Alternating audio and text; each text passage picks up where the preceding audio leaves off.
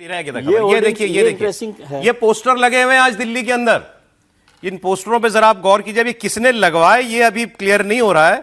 पोस्टरों में जो लिखा है वो बड़ा इंटरेस्टिंग है। एक पोस्टर में लिखा है शरद पवार जी को कोट करके बड़ी बड़ी फोटो के साथ, राहुल गांधी में कंसिस्टेंसी की कमी है। दूसरी फोटो में पिनराई विजयन को पोस्ट करके लिखा हुआ है राहुल गांधी। सारे पोस्टर्स में राहुल जी का नाम है। राहुल गांधी विजयन जी के हवाले से लिखा है राहुल गांधी एक राष्ट्रीय स्तर के नेता हैं, लेकिन फिर भी उन्हें इतनी समझ नहीं है जितनी कांग्रेस के एक आम स्थानीय कार्यकर्ता में होती है।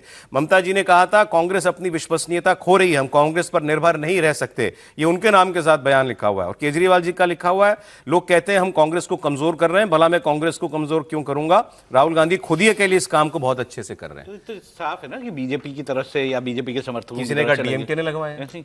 अब पिनियारी विजयन जो है वो तो नाराज होंगे ना। आप अगर ये कहेंगे कि इनके खिलाफ कार्रवाई क्यों नहीं ईडी ने की और क्यों नहीं छापे मारे, ये आपने इलेक्शन में कहा था, तो वो तो नाराज होंगे ना। सॉरी बताइए। नहीं, वैसे तो ये है कि ये काम आम आदमी पार्टी क्यों नहीं कर सकती?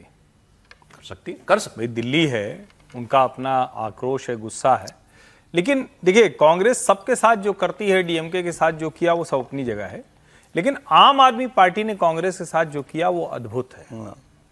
12 जून 2023 को बैठक होनी थी पटना में, जो नहीं हो पाई थी, फिर 23 जून 2023 को हुई थी। आम आदमी पार्टी की तरफ से गए थे केजरीवाल जी, लौट कर आए और उसी वक्त कह दिया कि अगर हमारे साथ गठजोड़ होगा तब तो ठीक, नहीं गठजोड़ होगा तो फिर हम नहीं रहेंगे। साफ साफ बात है, नहीं तो इस गठजोड़ में नहीं रहेंगे।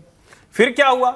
सोनिया जी, प्रियंका जी, राहुल जी जेल के सीखचों के पीछे केजरीवाल जी की फोटो, और सब के सब रामलीला मैदान में उनके भ्रष्टाचार को अपने माथे ओढ़ लिया। यानी कांग्रेस के पास क्या अपने भ्रष्टाचार के आरोप कम थे जो आम आदमी पार्टी वाला भी ओढ़ लिया, लेकिन यह भी किया। उसके बाद क्या हुआ? चूंकि कॉन्स्टिट्यूंसी ऐसी है कि दोनों ने एक दूसरे को वहां कांग्रेस का प्रत्याशी नहीं था, सोनिया जी, प्रियंका जी, राहुल जी सबको देना पड़ा होगा आम आदमी पार्टी को वोट। अरविंद और उस सब के बाद अरविंद केजरीवाल की पार्टी ने चुनाव के बाद साफ साफ कह दिया कि इनसे कुछ नहीं हो पाएगा और गठबंधन तोड़कर चले गए। वो याद दिला दिया आपने, दिल्ली वाला बिल जो था इनका, दिल्ली वाला बिल वही जिसमें उन्होंने कहा कि इसको पहले करो तब सर्विसेज बिल को जो उन्होंने किया था, ये सब कुछ करा लिया और उसके बाद कांग्रेस को किनारे कर दिया। यानी पहली बार है कि कांग्रेस को इस तरह से, एक तरह से कहें कि झटका भी पता नहीं इसके लिए छोटा शब्द होगा या कुछ और बड़ा वाला लाया जाए, बड़ा झटका, तो वो दे दिया।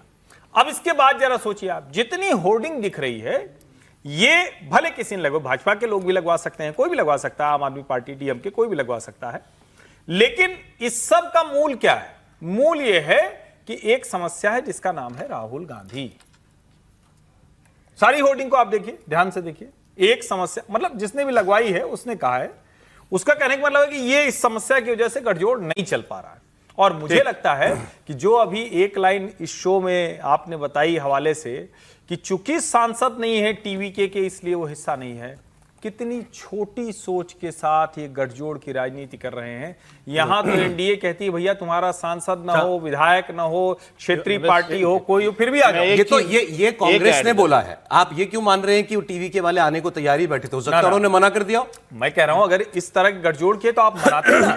जब राहुल जी विजय की कुर्सी एक बराबर रखी थी, ये भी हो सकता है कि विजय अभी क्यों मोदी जी के खिलाफ खड़े दिखना चाहेंगे, क्यों खामखा आप किसी मैं कह रहा हूं आप एफर्ट तो लेते। वो ऐसे बता रहे हैं कि जैसे एनडीए ने जब बैठक बुलाई थी पिछली बार और 38 वो पार्टीज आई थी, तो उसमें 20 पार्टीज के एमपीज नहीं थे। तो इंडिया ब्लॉक की तरफ से टीवी ने मना कर दिया हो, हम नहीं जाएंगे। हाँ, ये हो सकता है क्योंकि अभी उनको देखना है कि क्या, ये तो उनको देखना है कि आप अपना एफर्ट तो लेते। मैं सिर्फ इतना बोलूंगा कि जो संशय जो है त्रिपाठी जी खड़ा कर रहे थे ना, हमें ये जानना चाहिए कि दिल्ली में एमसीडी किसके पास है, बाकी सब किसके पास है, और बिना उसके जानकारी के आप ऐसे पोस्टर लगा पाएंगे? तो इसीलिए मैं कह रहा हूँ बीजेपी का हाथ जरूर होगा। हम क्या मना कर, इसमें थोड़ा सा आप तो जानते ही हैं, उस पे क्या कुछ लिखा हुआ है, कोई पैसा देके लगा हुआ है? उतार पॉलिटिकल पोस्टर आप लगा सकते हैं, होगा आप लगा सकते हैं। ये सब सिर्फ प्रोपेगेंडा के लिए होता है। अच्छा, एक इंटरेस्टिंग थॉट है, जरा इस पर सोचिए। हालांकि राशिद अल्वी का कांग्रेस पार्टी के लीडर का बयान है, अब वो पार्टी में बहुत ज्यादा रेलेवेंट नहीं है, ये अलग बात है, लेकिन सीनियर आदमी है, बहुत ज्यादा बयान इनका जो है वो मतलब उस पर बात करनी चाहिए, ऐसा है। और क्या ऐसे हालात हो गए, वो कह रहे हैं सारी छोटी पार्टियां कांग्रेस में मिल जाओ, आके सब मर्ज कर लो अपने आप को। देश में एक बार हुआ ऐसा, सर बताएंगे कब? सर 1977 में हुआ था। 75 के बाद 75 के बाद, हाँ 77 के इलेक्शन से पहले कांग्रेस ने भी मर्ज, बीजेपी ने मर्ज कर लिया था, जनसंघ ने, सारे लेफ्ट ने भी कर लिया, लेफ्ट ने भी किया था, लेफ्ट नहीं हुआ था, सोशलिस्ट पार्टी सब, लेफ्ट के अलावा सबके सब। तो वो ये कह रहे हैं, उन्होंने जिक्र नहीं किया कि इमरजेंसी वाले हालात, फिर अपनी दाग दिखने लगते हैं, लेकिन वो कह रहे हैं वक्त आ गया है, सारे छोटे दल मिल जाओ। चाहते हैं कि भारतीय जनता पार्टी को सबक सिखाना है, आप चाहते हैं देश बचाना है, आप चाहते हैं संविधान बचाना है, तो आपको कांग्रेस के साथ आना पड़ेगा। कांग्रेस 100 एमपी से ज्यादा की पार्टी है, और मेरी ये भी राय है कि आज छोटी पार्टी जितनी भी हैं उनमें से ज्यादातर पार्टीज को कांग्रेस के साथ मर्ज कर देना चाहिए। आज देश का यही तकाजा है। छोटी छोटी पार्टीज देश के अंदर सरवाइव नहीं कर सकती, बीजेपी नहीं करने देगी। आप देख रहे हैं बंगाल के अंदर ममता की पार्टी को खत्म किया जा रहा है, महाराष्ट्र के अंदर शिवसेना खत्म कर दी, शरद पवार की पार्टी खत्म कर दी। तो इंडिया का मतलब हरगिज ये नहीं है कि कांग्रेस को डोमिनेट करने की कोशिश की जाए। एक तो कह रहे हैं सारे मिल जाओ, कांग्रेस में आ जाओ, फिर कह रहे हैं कांग्रेस को डोमिनेट मत करो। अभी अच्छी बात कह रहे थे आप, उन्होंने टीएमसी का जब जिक्र किया, छोटी पार्टियों की जब बात कर रहे हैं कि उनका टीएमसी को जिक्र किया कि छोटी पार्टी टीएमसी, तो मुझे हैरानी है क्योंकि 29 और 13 42 एमपी जिसके पास हैं, उस पार्टी को छोटी पार्टी के तौर पर सर इनके विचार पे वो समझना चाहिए कि सोनिया जी के बगल में ममता जी बैठी हुई हैं। इससे समझ लीजिए कि सोनिया जी तृणमूल कांग्रेस को कितनी बड़ी पार्टी मानती है, और वो भी उस समय में जब उनकी पार्टी के एमपी छोड़कर जा रहे हैं, पार्टी का विधानसभा में बहुत खराब प्रदर्शन रहा है। पहले तो छोटी पार्टी डिफाइन करें, क्या टीएमसी छोटी पार्टी है, अखिलेश यादव की पार्टी छोटी है, तेजस्वी यादव की पार्टी छोटी है, क्या किसके लिए कह रहे हैं? किसके लिए कर रहे हैं? समाजवादी पार्टी वो छोटी पार्टी है, लेफ्ट वाले कम है क्या? लेकिन कांग्रेस में विनम्रता, राशिद जी ने जो कहा कि जितनी ये छोटी पार्टियों का आपने नाम लिया, वो उनके साथ खड़े होने को तैयार है, बैठने को भी तैयार है।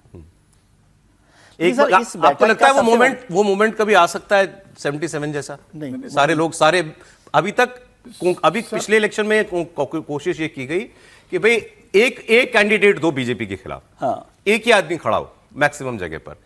ये वो नेक्स्ट लेवल है कि सारे एक ही हो जाओ, कांग्रेस ही हो जाओ सब। ये समझिए, ये जो हो रहा है कि नहीं, अभी ये जो हो रहा है कि आज सब लोग बैठे हैं, इसको ही आज का 77 समझ लीजिए, 76 समझ लीजिए, मतलब बैठ तो रहे साथ में, कितने एक साल बाद बैठे हैं। सर तो वो उस समय एक सब पार्टियां जब मिली थी, जनसंघ मिला था, सोशलिस्ट पार्टी मिली थी, स्वतंत्र देव मिला था, चरण सिंह की बीएलडी पार्टी मिली थी, इन चारों ने मिलकर जो जनता पार्टी बनाई थी, तो उस समय तो जयप्रकाश नारायण जैसा नैतिक व्यक्तित्व का आदमी था कि जयप्रकाश ने कहा कि सारी पार्टी मिली है, जयप्रकाश के आह्वान में सारी पार्टी मिल गई, चुनाव जीते, प्रधानमंत्री बनाने की बारी आई तो जयप्रकाश को अधिकार दिया गया।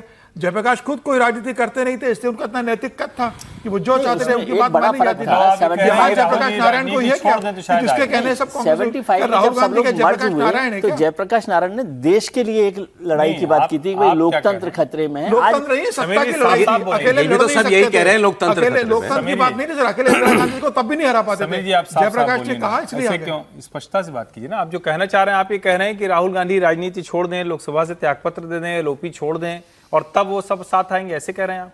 उसके बाद भी नहीं आएंगे। राहुल गांधी का वो कद नहीं है, और ममता बनर्जी क्यों मर्ज करेगी भाई? आज ठीक है उसकी पार्टी टूटी, ममता बनर्जी को लगता है कि वोट मेरे कारण मिला है, 2 साल बाद लोकसभा का चुनाव में मैं पार्टी को फिर से खड़ा कर लूंगी। क्या शरद पवार ने अपनी पार्टी मर्ज की इतना खत्म होने के बाद भी? आज 10 एमएलए तो चर्चाएं कितनी चलेंगी, वो तो उनकी तो बात होती थी कांग्रेस में, लेकिन उन्होंने कहा मैं मर्ज नहीं करूंगा। शरद पवार ने ऐसी कौन सी पार्टी जो कांग्रेस से टूट कर गई बाद में कांग्रेस में शामिल हो गई? जो कांग्रेस से टूट कर गया उसने अपना अस्तित्व बहुत बेहतर तरीके से बनाया किसी ना किसी स्तर पर। तो मुझे लग रहा है कि भाई कांग्रेस को ये लगता होगा कि अब इस आपदा में अवसर देख लो, और अपन कह दो ममता बनर्जी से कि आप हमारी पार्टी में मर्ज कर लो, हम कह दो शरद पवार से कि आपके पास मौका है, हमारे पास मर्ज कर लो। कोई कांग्रेस के अंदर मर्ज करने के, देखिए सीधी सी बात है, ये एक एक्सट्रीम विचार है, लेकिन इसकी नौबत कब आई? 77 में भी क्यों आई? भाई इसके बिना नहीं हरा पाएंगे, ये आखिरी रास्ता है। इसके बिना आज क्या वो माहौल है कि इसके बिना बीजेपी को नहीं हरा पाओगे? भाई आप कोई कहेगा 240 पे तो ले ही आए थे आप, उसके बाद भी तो एक मिलकर चुनाव लड़े ना, इंडिया गठबंधन बना के एक कैंडिडेट उतारा आपने, काफी गठबंधन मोस्ट ऑफ द प्लेसेस उन्होंने ऐसा किया, 315 सीटों पे आपने किया। क्या स्थिति रही?